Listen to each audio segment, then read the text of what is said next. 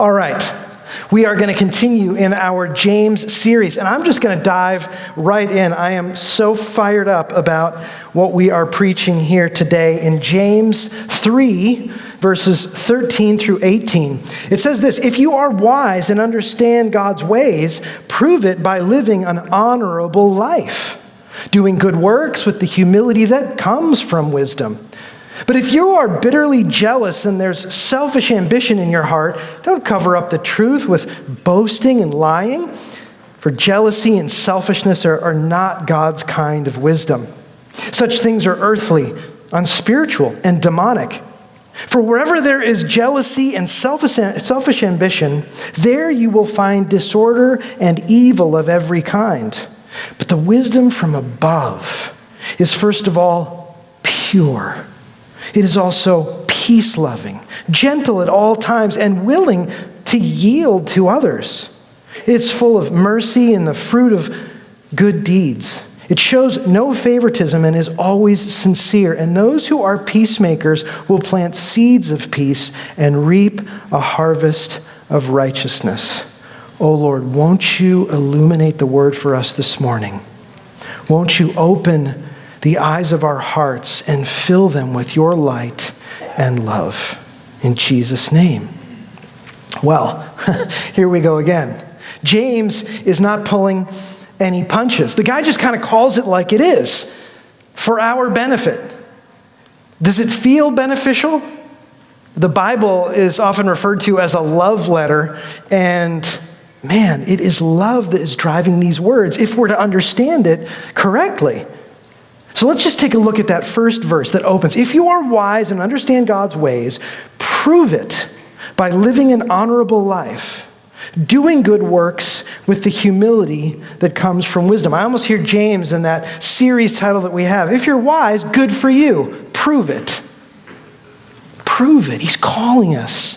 He's calling them. See, the Bible has much to say about wisdom. It's a recurring theme, and here's just another installment. The entire book of James, as we've been talking about, has wisdom that it's imparting. And remember, this comes out of James previously talking about controlling our tongues. You remember last week? What we say. The way to demonstrate your spirituality, he says, is to take great care in your speech, because there is great power and danger in words. Sam Allberry says this: James mentions this here regarding wisdom because it is the answer to the problem of our tongues. The tongue shows us what is going on with the heart. And so the way to deal with the tongue is to deal with the heart beneath it. Change the heart and the speech will follow. Every wrong form of speech is a sign that there is a lack of wisdom. Wisdom is often associated with what we say. Oh, listen to those deep insights. She is so wise. Or that is a foolish, not wise thing to say.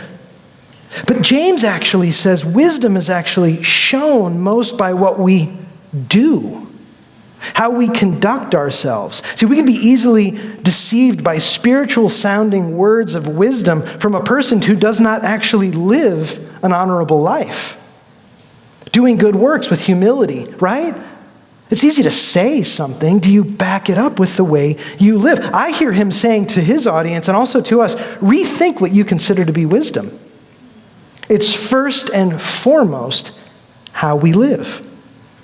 Once again, Mr. Allberry, wisdom is something that can be shown. It does not exist if it is not shown. It is seen, not primarily in words, but in deeds. It is someone's conduct and how they live, rather than their brain power and what they know, that shows they are wise. Its evidence is ultimately behavioral rather than intellectual. Do you ever try to impress someone with your wisdom? Your grasp of deep and mysterious things? The Bible says, James says, that is the height of foolishness. That's arrogance, not humility, that comes from wisdom. Now, here's the thing. Few people would disagree that wisdom is important. But do we prize it like the Bible does? You see, in Proverbs 8:11, it says, "For wisdom is far more valuable than rubies. Nothing you desire can compare with it." I mean, it says it's more valuable than gold and silver. Here, rubies. I mean, if you had a pile of rubies and wisdom, which would you choose? If you had a pile of anything and wisdom, which would you choose? The Bible says, wisdom, nothing compares to having wisdom. Proverbs 4:7 says this. I love it.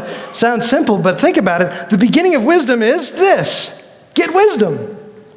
You want to start with wisdom, get wisdom. And then many of us may know in Proverbs 9:10, the fear of the Lord is the beginning of wisdom. So here we see wisdom isn't just a thing to attain, it's a disposition. Fear of the Lord, humility, a way of dealing with not just God, but people. That's wisdom. Is this already kind of bending your minds about what wisdom is? But as I've been in this passage, I'm like, man, I've been too narrow about what wisdom actually is. So look, in James's comparison of two different kinds of faith in chapter 2, do you remember this? James is talking about here two different kinds of wisdom. Let's look back. The two faiths in James 2 were this: one that expresses itself in work and action. That's one faith. Another faith that does not express itself in work and action. He says about the second faith in James 2:14, can that kind of faith save anyone? So he's talking about two kinds of faith: a saving faith and a faith that leads to hell.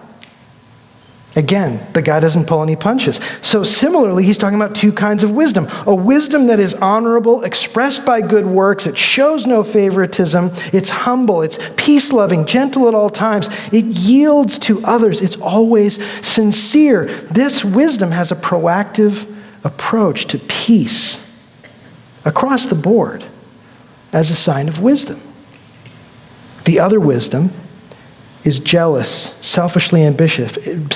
It covers up the truth with lying and boasting. The wisdom is earthly, unspiritual, and demonic. One is from God, the other is from the devil.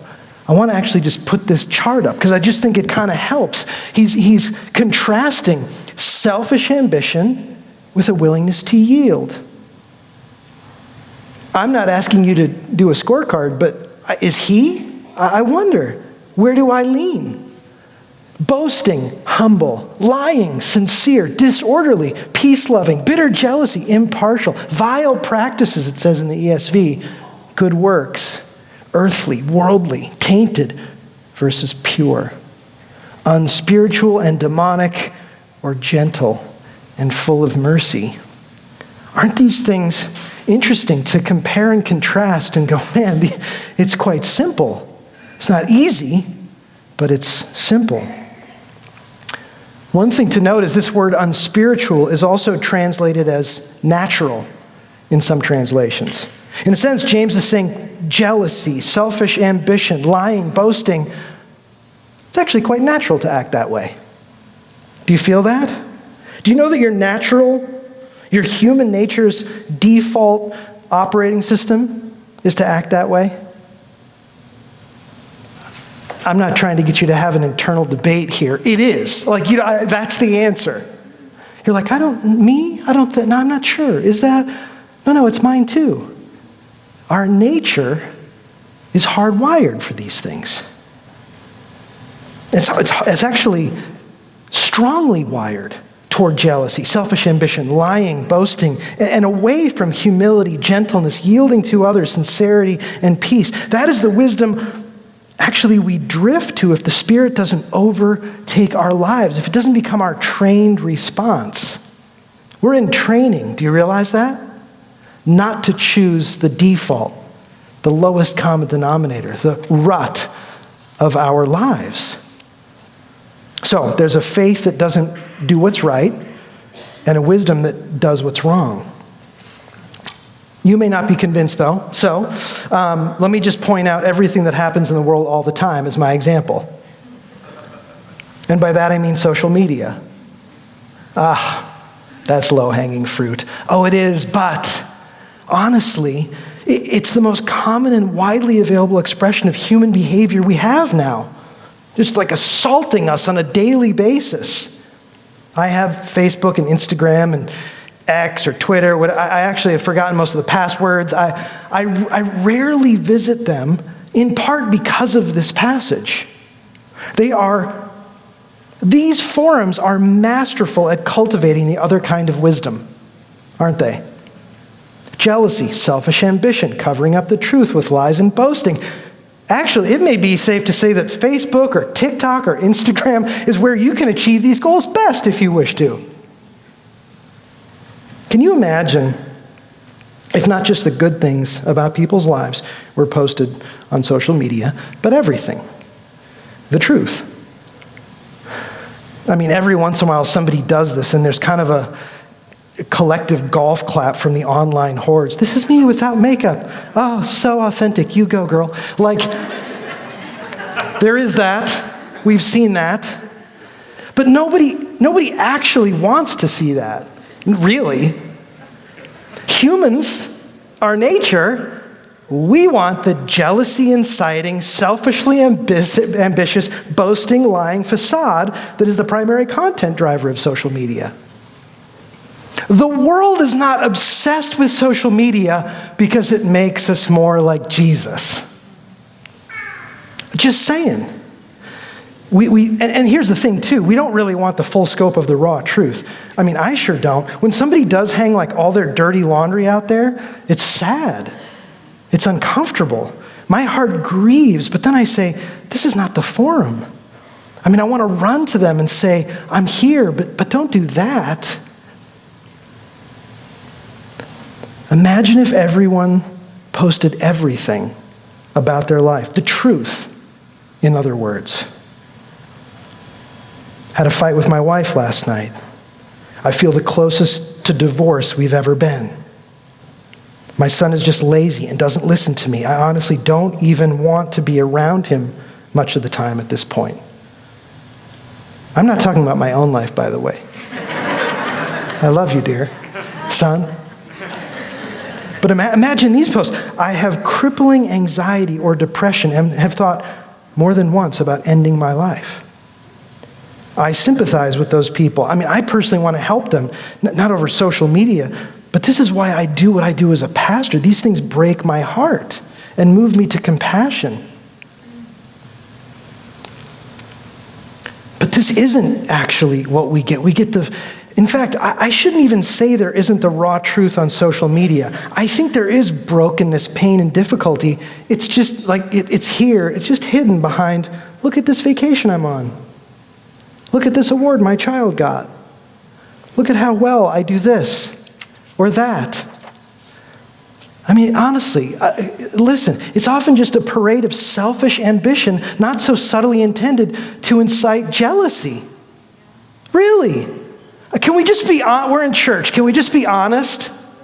Look, I'm on vacation with a cocktail and dancers and money falling from the sky and a yacht in the background. Are you jealous? And the whole point is worship me. It is. Worship me. That's actually the point. That's what our nature wants.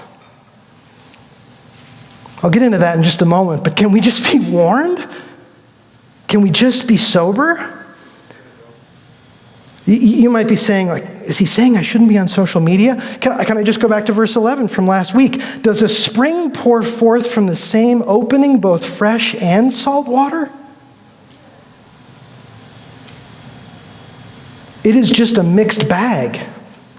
Oh, I'm not saying it's all bad. Yeah, I know people put verses, and yeah, I get it.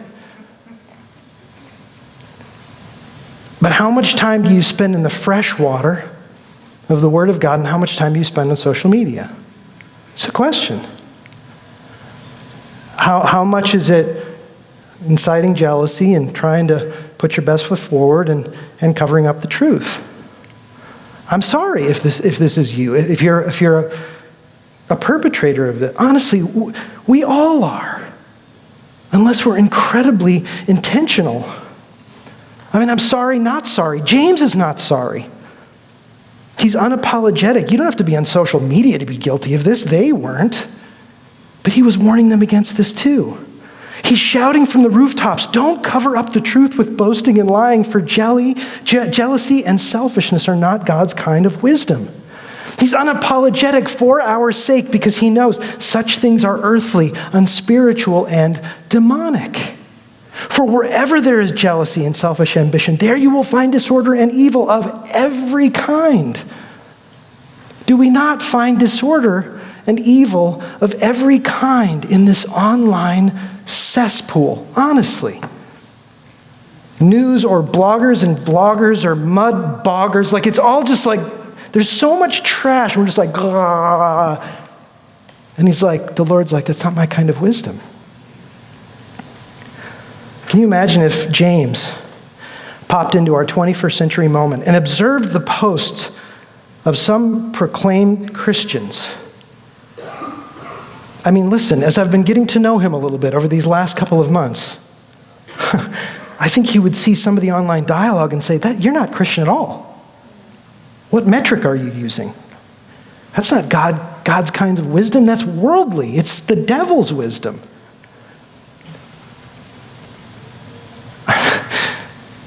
Followers of Jesus, wake up. We have to wake up. We have to be wide awake and recognize it's everywhere. We are doing it, and we must stop. For the sake of the gospel, for the sake of our own spiritual health, our salvation, our sanity. It's insane. Really. John Haidt, who wrote a book called The Anxious Generation, he says this. This is the great irony of social media. The more you immerse yourself in it, he studied the internet, online, and the anxious generation. Anybody born after 1995, he has been studying it for 30 years. The more you immerse yourself in it, the more lonely and depressed you become. Socially prescribed perfectionism is closely related to anxiety. People who suffer from anxiety are more prone to it. Being a perfectionist also increases your anxiety because you fear the shame of public failure from everything you do. Why is that? Salt water. The more you drink, the more thirsty you are, and the more sick you become. Listen, if observing the fake lives of other people that show the best and hide the worst is not affecting you at all, good for you. You are in a small minority. But if it is destroying your happiness, which it is scientifically proven to do, then stop. As he says, it's not God's kind of wisdom. There you will find disorder and evil of every kind. Is this too hard? Is it too strong? James is so strong. I'm trying to do it justice, but I've been sitting under it going, oof, this week's been hard because I think I'm like applying it to my heart and my soul, and I'm like, oof. And these patterns are ingrained from birth. It's quite natural, as he says. All right, listen to this. So because of jealousy and selfish ambition, a little boy from our church, I won't say who, stole a Matchbox car from my house recently. I mean, it's cute a little bit, isn't it? But his dad found out and said, we're going back there, and you're going to give it back, and you're going to apologize. I asked the parents if I could share this story, and they said, please do. I mean, parenting is hard, and no, your kids are not perfect, but neither are the perfect kids of the perfect families on social media. They're just hiding behind lies to cover up the truth. My kid steals, put that on Instagram. Great post. So before they came over, the dad calls me and he goes, listen, he stole something from your house. I'm really sorry, I'm really disappointed, and I'm going to bring him over to give it back and apologize. He goes, but listen, he's cute. So do not let that dissuade you. And I was like, okay, I got this. We're going to raise this little man of God. And he's talking to Celeste and me. So he's like, all right, we're coming over. So they come over. And he comes in with the Matchbox car. And I'm struggling because he is cute. He sits down. The dad says, all right, tell him what you want to say. And he says, I stole this. I'm sorry. Relatively insincere. So I go, okay. I don't know what to do in this moment. I said, why did you do it? Okay. I said, that really hurts that you stole from me. He kind of looked at me. I said, I wouldn't steal from you. I wouldn't come over to your house and take your things. You could tell he was just kind of processing this. I'm not trying to drag him over the coals, but I want him to understand the effect of sin. And Celeste is sitting next to me. And she's not doing very well. His little lip is poked out, and she just wants to give him every Matchbox car in the house. And I'm like, will you pull it together already? She goes, I froze. I went into grandma mode. We aren't grandparents, but we're starting to get a glimpse of this thing. And I'm like, well, then you just need to be quiet. Like with our own kids, she would have never indulged this. It was beautiful.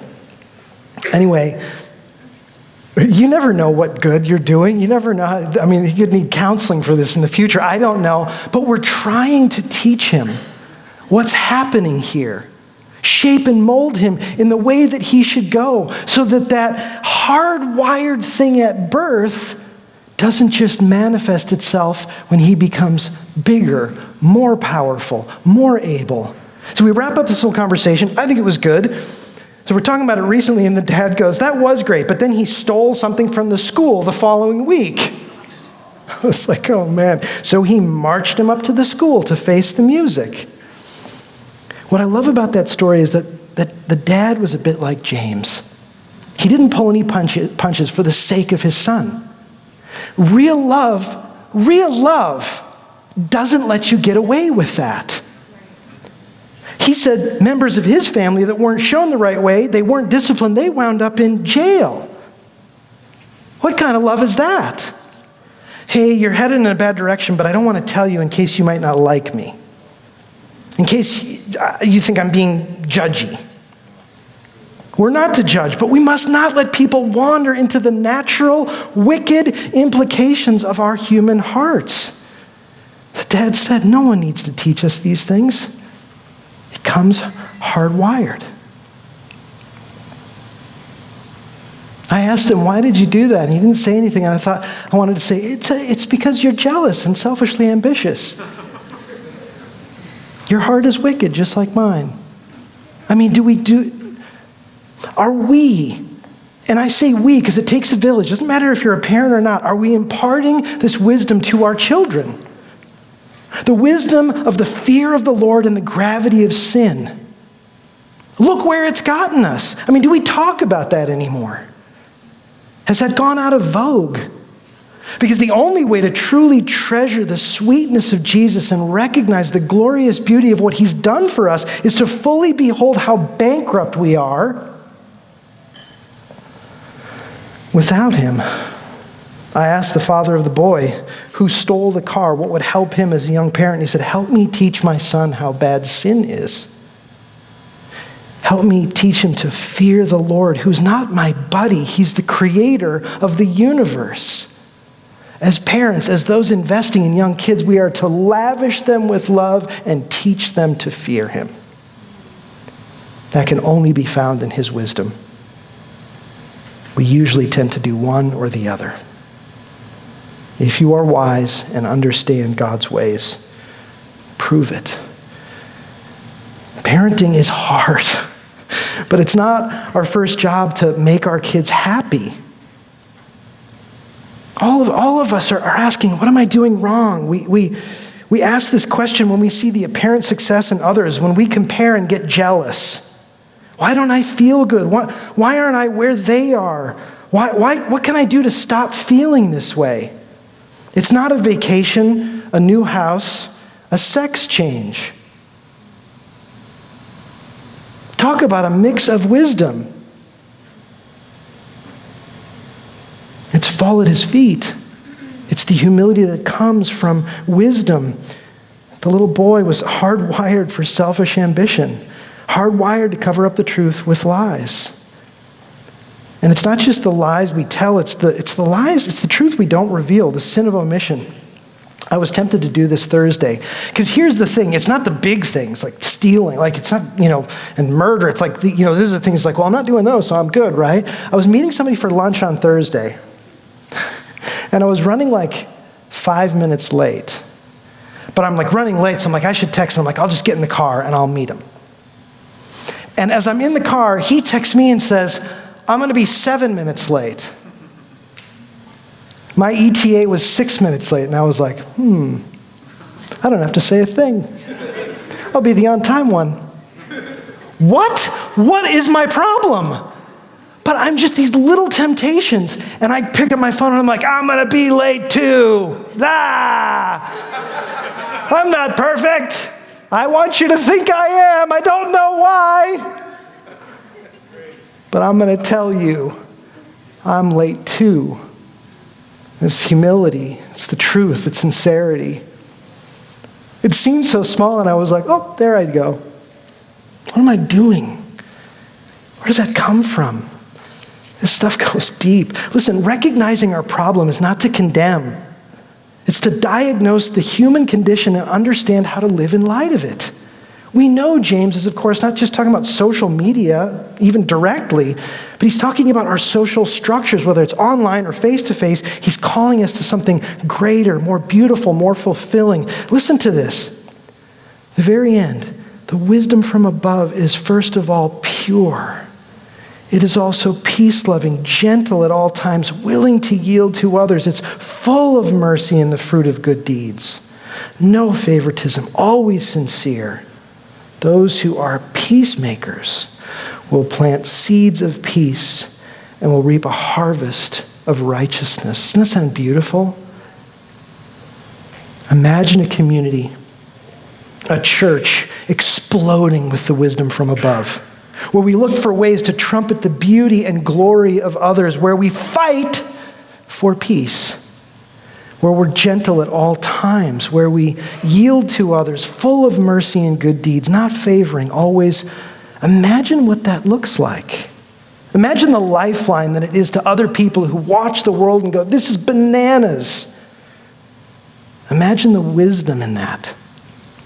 I love the way Daniel 12:3 puts it. Those who are wise will shine as bright as the sky, and those who lead many to righteousness will shine like the stars forever. But how do we do it? How are we gentle at all times? It requires faith. Faith that he's got it. How do we yield when someone is coming at us unfairly, unreasonably, when we know we're right? We must believe he's got it. How do we resist temptation to trumpet our own horn, to boast, even lie? By faith, we must see that we are the apple of his eye. We don't need to claw for approval, for likes, for fawning accolades from the online hordes. By faith, we know he loves us. This is how Jesus lived. That's how he did this to complete perfection. See, we aspire to online perfectionism, but it is he who is perfect. Our desire for perfection is only met in him. I met with someone recently who wanted to discuss some things, and at the end we prayed. Just kind of closed it in prayer, and as he was praying, I was just considering him and trying to see him through God's eyes. Do you ever do that? What does God think of this person? What does he see? And I just said, Lord, he's so full of joy. I also asked him if I could tell the story anonymously. And I felt God say, it's true. He is full of joy, but he's also angry. Was that the Lord? Maybe, but I've never seen this person angry at all. So what does wisdom dictate in this moment? Thus saith the Lord, you are an angry man. No, gentle, peace-loving, full of mercy, the fruit of good deeds. I said, man, you have such a natural joy. I think people feel that. And he says, yeah, that's true. And it is true. Then I said, I wonder though, how do you do with anger? Do you get angry? And his eyes kind of went wide and he goes, I do. I get angry at work a lot. I get angry at my coworkers. I get angry because they don't do what they're supposed to do and then I have to make up for it and I actually explode at them. I was like, wow. He's like, it's not godly. It's not God's wisdom. Then began to talk about how it's not the way he wants to be. So good. Isn't it just like God to help with an encouragement and recognizing the beauty of a person before getting into the areas that he wants to redeem and restore? Even the prophetic needs to be informed by, actually especially the prophetic, needs to be informed by wisdom.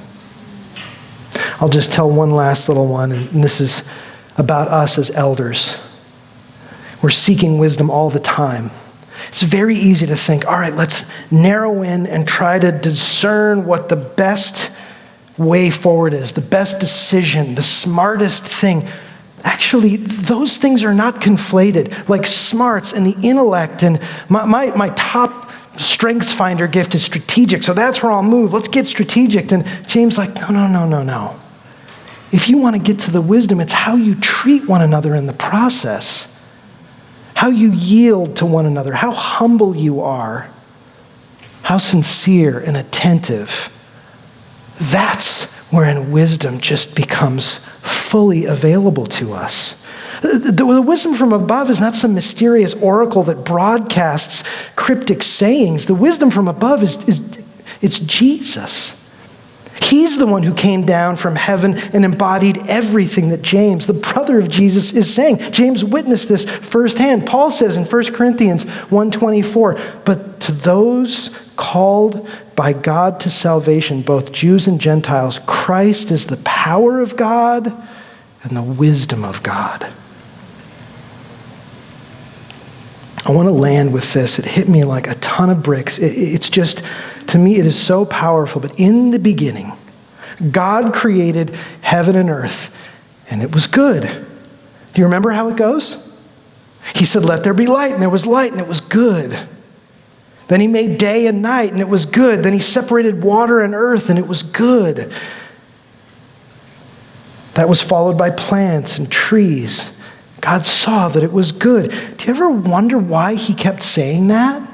Why the Bible keeps saying it was good, it was good, it was good over and over? It kind of becomes redundant. But just now in studying this, studying the wisdom of God, it dawned on me that everything God did was good and pure.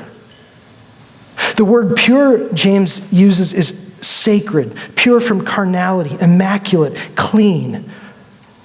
Remember how the story goes. Then he made the animals, then man in his own image. It was all so good. It was the wisdom of God. Now just remember this part with me. And the Lord commanded the man, saying, you may surely eat of every tree of the garden, but the tree of the knowledge of good and evil you shall not eat. For in that day you eat of it, you shall surely die. In the garden, everything was good, and we loved that, but we weren't satisfied. We wanted it all. We said, we want everything, including that tree. The devil's wisdom dangled it in front of us and said, you're just missing one thing. You have everything, all that is good, but don't you also want what is evil? This blew my mind. We had everything except what was evil, and we're like, yes, everything and that too. So we had our fill of evil, and it carried us to this day. We wanted more of the wisdom of God, but we got the wisdom of the devil. It was a trick. Because that wisdom is jealous, selfishly ambitious, lying, boastful. That wisdom is the wisdom of self-worship. And our sinful nature would want nothing more than for everyone else to join in. I'm telling you, worship me. That was at the heart of what happened. That is at the heart of the world's wisdom that we are often consuming pretty indiscriminately. They had the wisdom of God in all he had provided, and they traded it for the wisdom of the devil. Isaiah 5:20 just puts it like this: woe to those who call evil good and good evil, who put darkness for light and light for darkness, who put bitter for sweet and sweet for bitter. Woe to those who are wise in their own eyes and shrewd in their own sight. Does that sound familiar? We needed God's wisdom again, and he sent it in the person of Jesus Christ.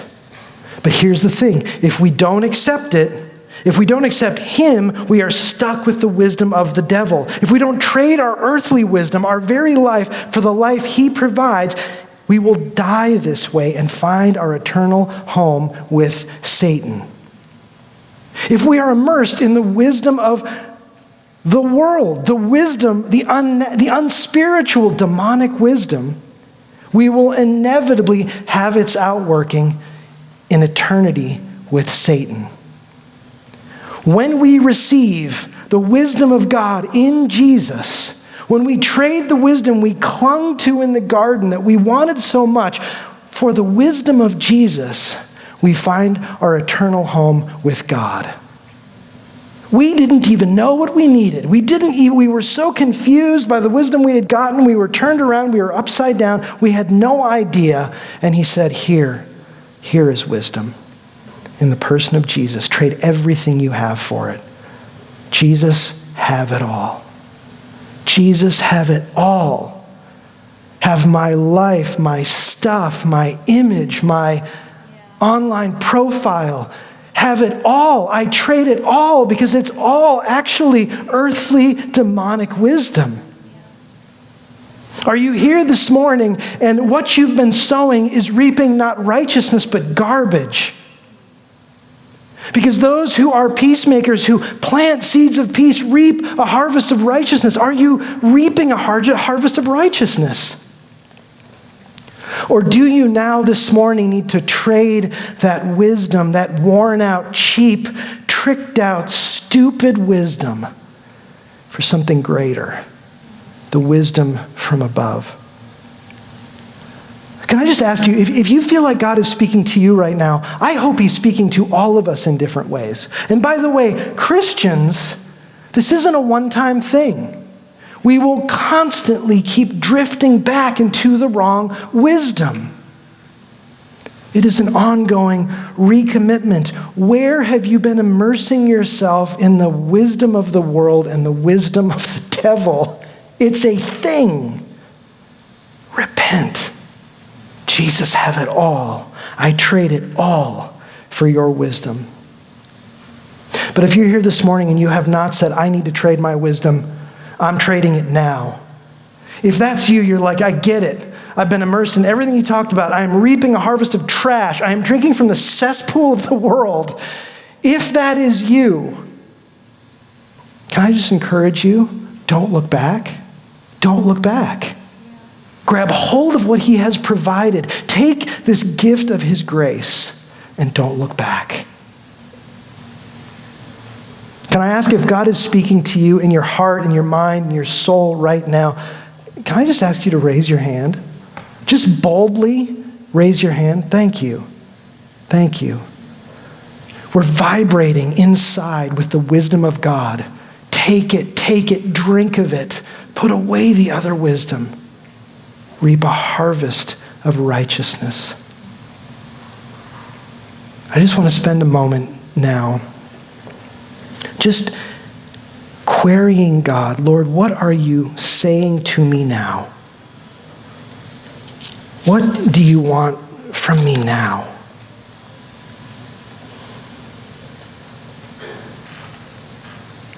What does the strength of this passage require of me now that I may prove that I am wise in understanding your ways.